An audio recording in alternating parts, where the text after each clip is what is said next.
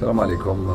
التعثر هذا احنا كلاعبين ما راحش يرضينا، باسكو كي تشوف 90 مينيت دومينينا لي ماتش، جاونا دي زوكازيون، ما سجلناش، ما كانش كاينه ليفيكاسيتي.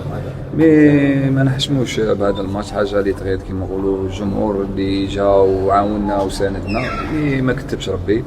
واش غنقول لك، نخلفوها ان شاء الله. جاونا دي زوكازيون، كاين دو بينالتي سي با، ما على باليش دوكا الا كانوا كاين بينالتي فالاب ولا هذه الحاجه خلوها كيما نقولوا التحكيم. هذه واش غنقول لك، نساو هذا الماتش، جايتنا مقابله تاع كاس نخمو فيها ان شاء الله. ان شاء الله. الانصار واش غنقول لك، انا توجور نقول بلي الانصار هما راس المال تاع الفريق هذا، كون يكونوش الانصار واقفين معنا وكلش ما نقدروا نديروا والو بلا بهم.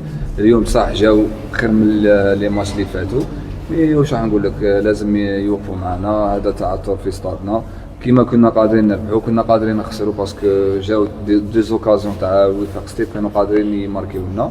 مي واش غنقول لك، ما نحشموش بالماتش هذا، سيرتو اشاك فوا تجي لاطراف هذه تكاسي لنا الريتم تاعنا.